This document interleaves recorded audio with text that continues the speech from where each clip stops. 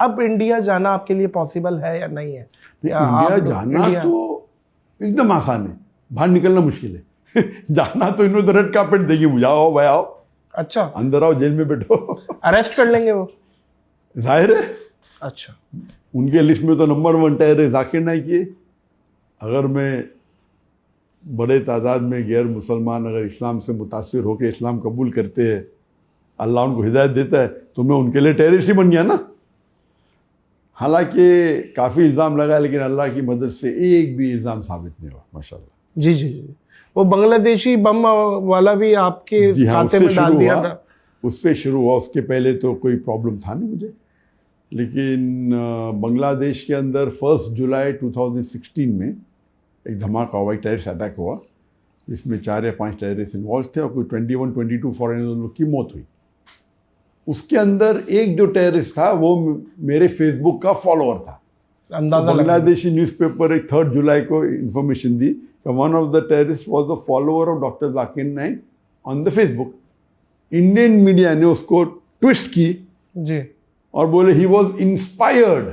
एक फॉलोअर होना अलग होता है और एक इंस्पायर्ड मुतासिर होके टेररिस्ट एक्ट करना अलग होता है, और एक फॉलोअर होना चाहिए। तासुर दे दिया कि आपका साथी है। हाँ, लेकिन जाकिर नाइक के लेक्चर देख के उसने टेररिस्ट अटैक किया इनडायरेक्ट। तौबा है। तो इंडिया मीडिया में, और उस टाइम वो हफ्ते में अल्हम्दुलिल्लाह maximum search name in the world वो जाकिर नाइक। आप गूगल के ऊपर Zakir Naik every day about 40-50 newspaper में, और इंडियन न्यूज़पेपर तो मुझे ओवरनाइट सर मोदी गवर्नमेंट ने मुझे और फेमस बना दी। तो इसीलिए मैंने कहा जज़ाकल्लाह। और जज़ाकल्लाह मतलब अल्लाह उनको जज़ा दे। जो लोग अरबी जानते हैं वो समझ गए मैंने क्या कहा। इंग्लिश में थैंक यू भी कहा, नो प्रॉब्लम। लेकिन एक जज़ाकल्लाह अलग होता है और एक जज़ाकल्लाह खैर अलग होता है। जज़ाकल्लाह मतलब अल्लाह उनको जज़ा दे, जैसा किया, अच्छा का अच्छा, बुरा का बुरा। वाह। इसलिए अगर मैं कोई मुसलमान अगर अरब से कहूँगा जो अरबी जानता है और इस्लाम जानता, जज़ाकल्लाह, बोले क्या गाली दे रहे मुझे? क्या गाली भी हो सकती, गाली है नहीं, हो सकती है, लेकिन क्या मैंने कुछ गलती किया? तो जज़ाकल्लाह मतलब अल्लाह उनको जज़ा दे। तो अगर कोई गलत काम किया उसके लिए भी हो सकते हैं। तो सही में अगर किसी को आप शुक्रिया अदा करना चाहते होना चाहिए जज़ाकल्लाह खैरन, अल्लाह आपको जज़ा दे आपके अच्छे काम का। बिल्कुल सही है, दुरुस्त। तो एक बात है कि मोदी से मुझे बहुत फ़ायदा भी हुआ अल्हम्दुलिल्लाह। हिज्जत की इज्जत नहीं करता था मैं, और हिज्जत करने से बहुत फ़ायदा हुआ। अल्लाह ताला का ये प्लानिंग है। अल्लाह ताला जो प्लानिंग करता है, तो जो लोग इस्लाम के दुश्मन रहते उनसे भी बहुत से अच्छे काम करवा लेते। मेरे साथ तो सब कुछ कर लिया उन्होंने, मुझे प्रॉब्लम ही नहीं। पुलिस भेजे, ईडी भेजे, ये भेजे, नंबर 1 टेररिस्ट कह दिया। तो मैं थैंक यू बोलता कि लोग मुसलमान में तो काफ़ी लोग, अक्सर लोग जानते थे इंडिया में, गैर मुस्लिम में भी जानते थे, लेकिन मोदी के बाद ये गोदी मीडिया जो है, वो जो मुझे हमेशा मीडिया पे आने की वजह से अभी तो माशाअल्लाह बहुत small percentage non Muslim India में होंगे जो मुझे नहीं जानते। नहीं, मुझे नहीं लगता कि नहीं जानते होंगे, बहुत कम होंगे। तो ये उनकी बदौलत है। और उसके बाद लेकिन जब भी मैं ट्रैवल करता हूँ, चाहे मलेशिया में हो या बाहर हो, गैर मुसलमान अब भी मुझसे मोहब्बत करते हैं। उनका मेन प्रॉब्लम था कि जब मुसलमान में लेक्चर में आते वो अलग बात है, लेकिन मुतासर होके वो इस्लाम की जो गलत फहमी दूर हो जाते, और काफ़ी लोग इस्लाम भी कबूल करते। तो उसके वजह से उनका नुकसान हो रहा था। वो हिंदुत्व का जो स्टेटमेंट था ना, और फिर बाद में NEC एक्ट आ गया, वो बिल पास हो गया। अब इंडिया आप नहीं जाएंगे ना? अल्लाह चाहो तो क्यों नहीं। अगर अभी मोदी नहीं रहा और जो नेक्स्ट गवर्नमेंट अगर जस्ट रहेंगी तो जरूर जाऊंगा मैं। क्योंकि अभी तक के I have not been convicted. जब इंडियन गवर्नमेंट ने फाइल की मेरे खिलाफ कोर्ट के अंदर, मेरी पूरी प्रॉपर्टी को जब्त कर लिया, तो हमने उनको कोर्ट के अंदर उसके अगेंस्ट पिटीशन फाइल की। तो उसका जज जो था, द चीफ जज ऑफ द ED कोर्ट, उसका नाम था मनमोहन सिंह, वो सिख था। तो उनने जब इल्ज़ाम लगाया था कि टेररिस्ट है, टेररिस्ट बयान देता है, लोग को बोलता है, भड़काले बयान देता है और टेररिज्म फैलाता है, तो वो जज ने कहा कि आपको शायद पता नहीं, मैंने सैकड़ों जाकिर नाइक के लेक्चर देख चुका हूँ। आप मुझे एक लेक्चर बताओ उनका, डॉक्टर जाकिर नाइक का, इन कॉन्टेक्स्ट उनने टेररिज्म को प्रमोट किया है, और मैं उनके पूरे प्रॉपर्टी के ऊपर जब्त लगाने का ऑर्डर दे दूंगा। सही। सिर्फ एक, हाँ। नहीं वो लॉयर बता। चुप हो गया। तो उनने कहा कि आपने डॉक्टर दाकिना के बयान देखे? तो लॉयर बोला नहीं देखा मैंने। तो आपने जब सुने ने उन पे इल्जाम लगा रहे, कम से कम सुनो तो सही। तो हिस्टोरिकल जजमेंट था, तो उसके ऊपर स्टे आ गया।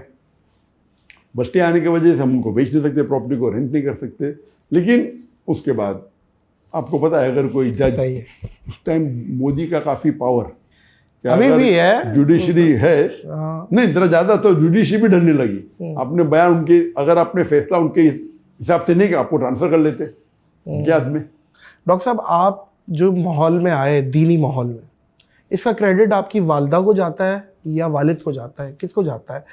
वहाँ से वो लोग भी माहौल में थे या आप निकले हैं घर से और आपने एक लेगेसी कंटिन्यू की है? ये क्या हुआ बताइए। जहाँ तक कि घर का माहौल था, अल्हम्दुलिल्लाह घर का माहौल काफ़ी इस्लामिक था। लेकिन वालिदैन ने कभी भी हमें फोर्स नहीं किया, कभी भी फोर्स नहीं किया कि नमाज पढ़ो। कहते थे, लेकिन कभी ज़बरदस्ती नहीं की। ठीक है। तो हम जब मैं स्कूल में था, तो बचपन से याद है मुझे कि मैं नर्सरी के अंदर या जूनियर केजी में रोज़ा रखा है, लेकिन पूरा महीना मैंने पूरा किया सेकेंड स्टैंडर्ड में, एट द एज ऑफ 7। तो 7 साल की उम्र में सबसे पहली बार मैंने पूरा रमज़ान रोज़ा रखा। उसके पहले एट द एज ऑफ 4 या 5 मैंने 5-10 से रखा होगा। और जहाँ तक कि नमाज़ पढ़ने का सवाल है, तो मैं मेरे वालिदैन को देखता था, तो मैं नमाज़ पढ़ता था। कभी दिन में 2 बार, कभी दिन में 3 बार, कभी दिन में 4 बार, लेकिन कभी वालिदैन ने ज़बरदस्ती नहीं करी। लेकिन लोग पढ़ते तो मैं भी पढ़ता था। स्टैंडर्ड 7 या 8 के अंदर है, जब मेरे वालिदैन की एक सहेली थी, जिसने मुझे कहा कि बेटा, आप जब नमाज़ पढ़ते तो 5 टाइम पढ़ते? कभी कभी पढ़ता हूँ, कभी 3 बार, कभी 4 बार, कभी 5 बार। तो उन्होंने कहा कि आप जब नमाज़ पढ़ेंगे, तो अगर आपने नमाज़ पढ़ी असर की, तो अल्लाह से दुआ करो कि आपकी मगरिब मिस ना हो। जब मगरिब की नमाज़ पढ़ेंगे, तो नमाज के बाद दुआ करो कि ईशा मिस ना हो।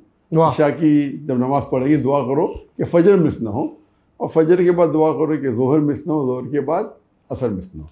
ये 40 दिन तक की, अगर उसके बाद आपको अगर जितने बार पढ़ने का पढ़ो, तो मैंने कहा अच्छा, इंशाल्लाह 40 दिन तो पूरे करूँगा मैं। 40 दिन करने में क्या है। वाह। तो उस टाइम से अल्हम्दुलिल्लाह, कहते हैं 40 दिन अगर आप नमाज को नहीं छोड़ोगे ना, तो फिर 40 दिन के बाद नमाज आपको नहीं छोड़ेगी, नमाज पकड़ लेगी आपको। तो ये एक आदत होती है, बन जाती है। तो 7वीं में था मैं, तकरीबन 13 साल या ये अप्रॉक्सीमेटली। उस टाइम से माशाल्लाह 5 टाइम की नमाज। तो जहाँ तक कि घर का माहौल इस्लामिक था, लेकिन इट वॉज ओपन। लाइक अब्बा अम्मी ने हमको फ्रीडम दिया था, जो आपको सही लगे कहो, वो गाइड करते थे।